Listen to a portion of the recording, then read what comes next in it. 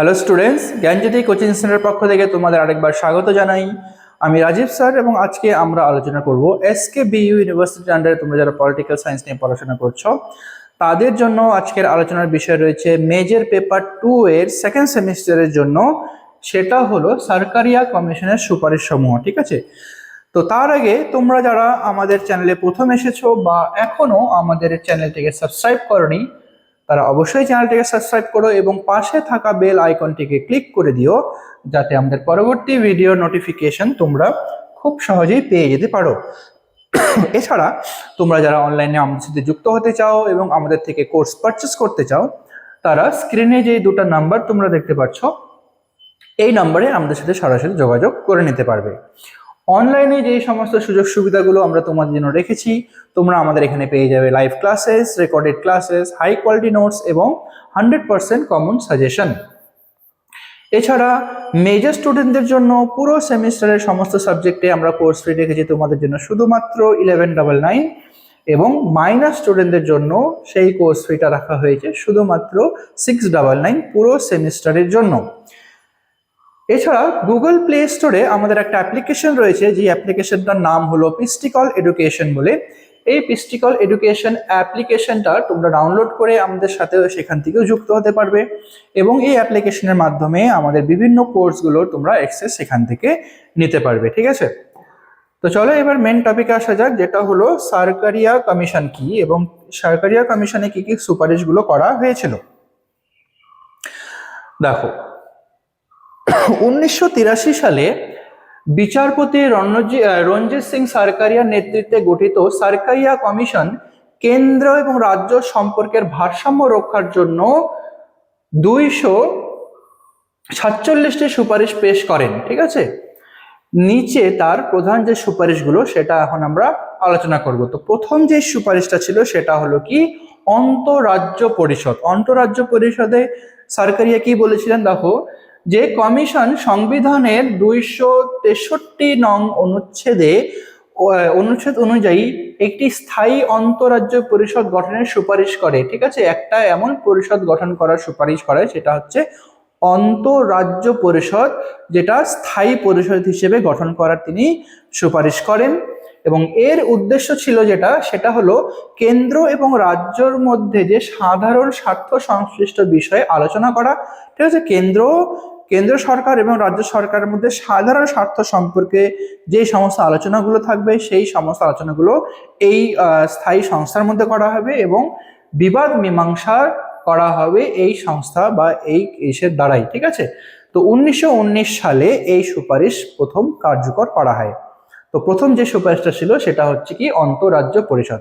দ্বিতীয় নম্বরে রয়েছে 356 নং ধারার প্রয়োগ। ঠিক আছে, আর্টিকেল 356। এখানে কি বলা হয়েছে যে রাজ্যে রাষ্ট্রপতির শাসন বা 356 যথেষ্ট ব্যবহার বন্ধে কমিশন কঠোর নির্দেশ দেয়। ঠিক আছে, 356 বা যে রাষ্ট্রপতি শাসন যেই কথাটা বলা হয়ে থাকে সেটার কিছু নির্দেশ তিনি কঠোরভাবে নির্দেশিকা জারি করা হয়। এটি কেবল সর্বশেষ বিকল্প হিসেবে ব্যবহার করা হবে। ঠিক আছে, রাষ্ট্রপতি শাসন সবার শেষে যখন সমস্ত অন্য কোনো বিষয়গুলো যদি আর কার্যকর না হয়ে থাকে তখন সবার লাস্ট অপশন হিসেবে কিন্তু এই রাষ্ট্রপতি শাসনটা যেন ব্যবহার করা হয়ে থাকে।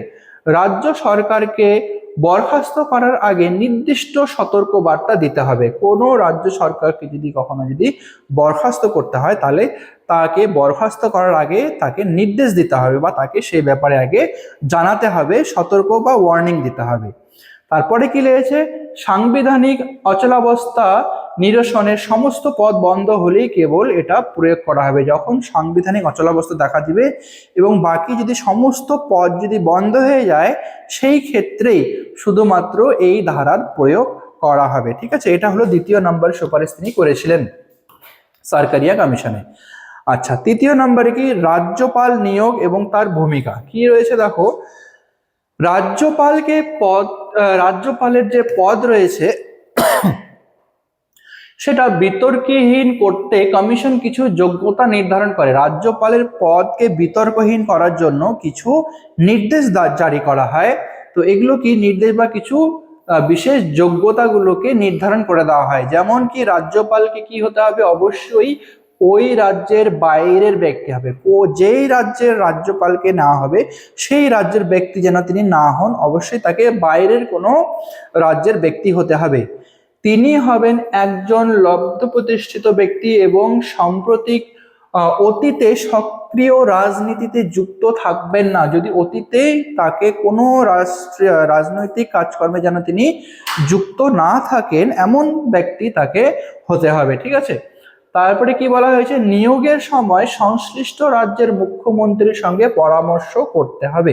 যেই রাজ্যে তাকে নিয়োগ করা হবে সেই রাজ্যের মুখ্যমন্ত্রীর সঙ্গে আগে পরামর্শ গ্রহণ করতে হবে, তারপরেই তাকে সেই পদ গ্রহণ করতে হবে বা তাকে পদে নেওয়া হবে। তারপরে যেটা রয়েছে, অপরিহার্য কারণ ছাড়া 5 বছরের মেয়াদের আগে তাকে কখনোই সরানো যাবে না। তো রাজ্যপালকে কখনোই 5 বছর যে তার কার্যকালের মেয়াদ, যদি কোনো কারণ বা কোনো অভিযোগ না থাকে, তাহলে কিন্তু সেই 5 বছরের আগে কখনোই তাকে পদচ্যুত করা যাবে না। তো পদচ্যুত করার জন্য তাকে বিশেষ কোনো কারণ অবশ্যই দরকার পড়ে থাকবে। আচ্ছা, তারপরে যে সুপারিশটা ছিল সেটা হলো আইনগত এবং অবশিষ্ট কিছু কিছু ক্ষমতার ক্ষেত্রে তিনি সুপারিশ করেছিলেন। তো প্রথম যেটা যুগ্ম তালিকার মধ্যে পড়ে, যেমন কেন্দ্র যখন যুগ্ম তালিকার কোনো বিষয়ে আইন প্রণয়ন করবে তখন রাজ্যগুলোর সাথে আলোচনা করা উচিত। যখন কোনো আইন প্রণয়ন করবে কেন্দ্র সরকার, ঠিক আছে, কোনো রাজ্যের জন্য যখন কোনো আইন প্রণয়ন করবে তখন সেই যুগ্ম তালিকা হিসেবে যেই রাজ্যের ক্ষেত্রে সেই আইনটা প্রণয়ন করা হবে সেই রাজ্যের সাথে যেন কেন্দ্র অবশ্যই পরামর্শ গ্রহণ করে থাকে বা অবশ্যই যেন পরামর্শ নিয়ে থাকেন। আচ্ছা, এটা হলো যুগ্ম তালিকার ক্ষেত্রে। অবশিষ্ট ক্ষমতার ক্ষেত্রে কর সংক্রান্ত অবশিষ্ট ক্ষমতা সংসদের কাছে থাকলেও অন্যান্য অবশিষ্ট ক্ষমতা যুগ্ম তালিকার অন্তর্ভুক্ত করার প্রস্তাব দেওয়া হয়। শুধুমাত্র কর সংক্রান্ত ক্ষমতা শুধুমাত্র কেন্দ্রের হাতে দেওয়ার কথা, এবং বাকি যেই সমস্ত ক্ষমতাগুলো যেটা অবশিষ্ট ক্ষমতার মধ্যে রয়েছে সেগুলো যেন যুগ্ম তালিকার অন্তর্ভুক্ত করা হয় এবং প্রত্যেক ক্ষেত্রে যেন সেই রাজ্যের সঙ্গে যেন পরামর্শ গ্রহণ করেই আইনগুলো যেন তৈরি করা হয়ে থাকে। আচ্ছা, তারপরে রয়েছে কি সর্বভারতীয় সেবা। আচ্ছা দেখো, কমিশন আইএএস বা আইপিএস এর মতো সর্বভারতীয় সেবাগুলোকে আরো শক্তিশালী করার সুপারিশ করে। ঠিক আছে, আইএএস বা আইপিএস যেই কমিশনগুলো রয়েছে, যেটা ভারতের সব থেকে বড় পদস্থের মধ্যে পড়ে, তো এগুলোর ক্ষমতা কিন্তু আরো যেন ধীরে ধীরে শক্তিশালী হয় বা তাদের ক্ষমতা ধীরে ধীরে বৃদ্ধি পায়। তো এই সমস্ত ব্যাপারেও কিন্তু তিনি সুপারিশ করেছিলেন।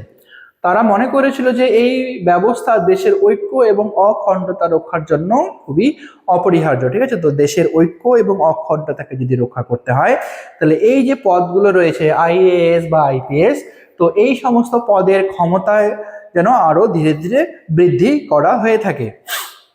আচ্ছা, তারপরে রয়েছে কি আর্থিক স্বায়ত্ত শাসন।